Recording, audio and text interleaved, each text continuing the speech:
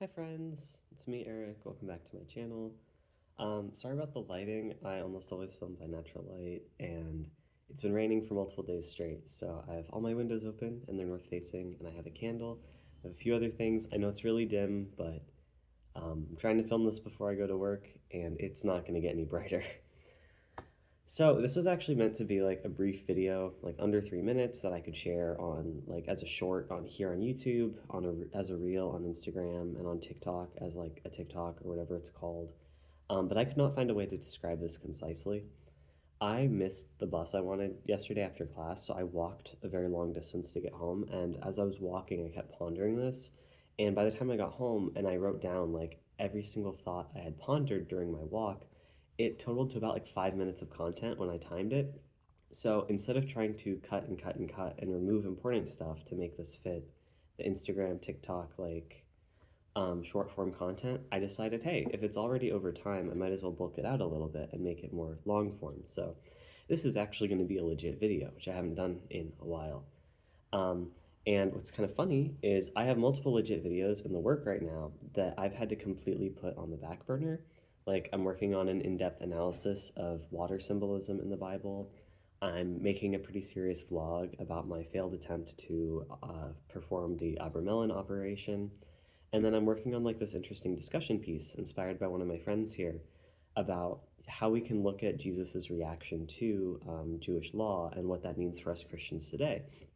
And these are all like legit videos that I've been working on, I've been making scripts for, I've been pondering about, I've been getting feedback on from like friends and even some of my professors. And they're all on the back burner because I have 90 students, which means that to close out this semester, I have to grade like 270 assignments right now. And I have to work on my own term papers. So I was not working on any of those. And then last night, I could not pivot my brain off of this subject that I'm going to do today and back onto what I need to do for work because of my autism or whatever. I literally could not resume doing what I need to do until I make this video. So I'm making this video right now. Yay! So yesterday I attended the last meeting of a class I was taking. It was called Jesus and Judaism, and it was a really cool class. I absolutely loved it. It was super fascinating. And this class was looking at Jewish perceptions of Jesus going forwards in time. So like at our first meeting, we were talking about the Gospels, then we talked about the Talmud, and like, we continue on. And then today at our last meeting, we're talking about modern interpretations of Jesus, which actually included looking at some pretty interesting art. And being the person that I am, this made me think about religious art that I'm familiar with, which is tarot cards.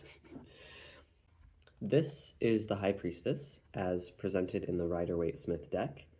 Many people have seen this card. It's absolutely iconic. And the woman depicted on it looks very similar to Christian depictions of Mary, due to the way that she's dressed, wearing that classic Queen of Heaven blue, but also due to how she's posed and due to the moon at her feet, which we'll circle back to later. But typically when we see depictions of Mary, she's holding little baby Jesus. And here, she's actually holding something else. She's holding a very clearly labeled Torah scroll, if you look closely. I'll add in a shot where it's more visible. What's fascinating about this is arguably Jesus and the Torah are the exact same. One of the modern Jewish views of Jesus that we discussed in class yesterday was that of Rabbi Salman Schachter Shalomi. And though he did not believe Jesus is the Messiah, like Christians do, he did believe Jesus is divine and actually believed that Jesus was Torah incarnate. The Torah is the Word of God, and so is Jesus, as we read in the Gospel of John. So this idea makes a lot of sense. Further, in Elliot Wolfson's 2005 book, The Body in Text, Kabbalistic Theory of Embodiment, the Torah is depicted as not just the Word of God, but as God incarnate. In the book, each word of the Torah is an embodiment of God through one of the 7 lower sephirot. So when you combine these two thoughts, the Torah and Jesus are the exact same. Both are the Word of God, and both are God himself incarnate. Okay, it's getting darker out. The sun is supposed to be rising, and it's getting darker out. The backdrop of pomegranates behind Mary, which... Oh, fiddle. The backdrop of pomegranates behind Mary only adds to this. Pomegranates are frequently used in Jewish art to represent the mitzvot, as there are 613 mitzvot in the Torah, and allegedly there are 613 seeds inside a pomegranate. I guess if someone missed the label written on the scroll she was holding, this might be what finally clues them in. So, back to the moon. I promised we'd return to the moon. Revelation 12:1 describes a woman clothed with the sun, with the moon under her feet and a crown of 12 stars on her head. This woman is traditionally interpreted in Christian thought as the church, the bride of Christ. I personally love this interpretation because it highlights our redemption. Instead of being in our current fallen sublunar world, the world of constant change, the world of death, we as a church are depicted physically above the moon. Like, the symbolism is very literal and very cool. But specifically in Catholic tradition, this woman has also been interpreted as Mary, so it's not uncommon to see depictions of her standing over the moon or crowned with stars, emphasizing her in her role as Queen of Heaven. Another reason Mary is commonly depicted with the moon is syncretism with pagan goddesses. Artemis and Diana are both virgin goddesses associated with the moon, so if a Christian artist depicted Mary similarly, they could communicate a lot of useful information to a pagan audience without writing any words. Using symbols alone, they could establish Mary as both divine and a virgin and get their point across pretty clearly. It also serves to connect her to Isis, another famous Queen of Heaven, who, in my current favorite book, The Golden Ass, is described as being crowned with a diadem variegated with many different flowers. In its center, above her forehead, a disk with a mirror, or rather an image of the moon, shone with a white radiance. Where have we seen that before? Back on our Rider-Waite-Smith card, you can clearly see this syncretism at play. Instead of being crowned with stars, Mary here is crowned with the triple moon, which is different from Isis's moon flanked by snakes, but is quite visually similar. It also serves to connect her to many different triple goddesses that are associated with the moon. On the Tree of Life, however, the moon is commonly associated with the Sephirah Yesod. In Shaul Magid's 2014 book, Hasidism, Incarnate, Hasidism, Christianity, and the Construction of Modern Judaism, he examines the role of the tzaddik. These leaders of Hasidic communities can be seen as God incarnate in a sense, as a divine human bridge, just like how the sphere Yesod connects Malkut, where we dwell, to divinity through the rest of the Tree of Life.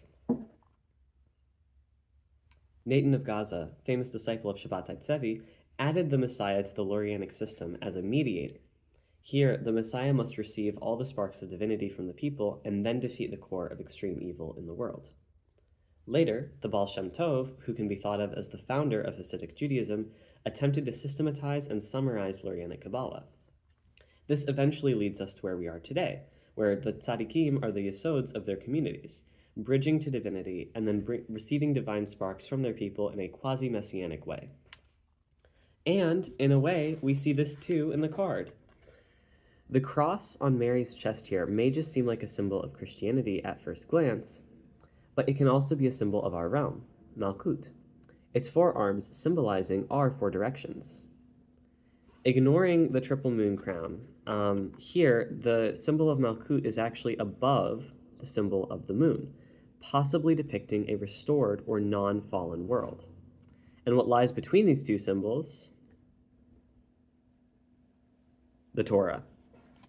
Here, symbolically, the Torah is being shown as the Messiah, the Redeemer, the way to return out of our fallen state, back to being elevated above the moon. Once again, this equates the Torah with Jesus. I know I kind of just talked in a circle, and I didn't even address some of the most striking symbolism on the card, like the pillars of Boaz and Joachim, but overall, I just wanted to highlight how cool the symbolism on this card is. It blends Christian and Jewish symbolism in a really beautiful way that actually remains relevant to this day and reflects ongoing conversations about the role of Jesus. Thank you so much for watching. I hope you enjoyed this video. Do you have any other thoughts about what this card means? Feel free to leave a comment down below. Any other Christian or Jewish symbolism you really appreciate in the Torah, in the tarot, feel free to drop that as well. I hope you have a wonderful day. Best of luck on finals for all of you who have to deal with that. I love you. Bye.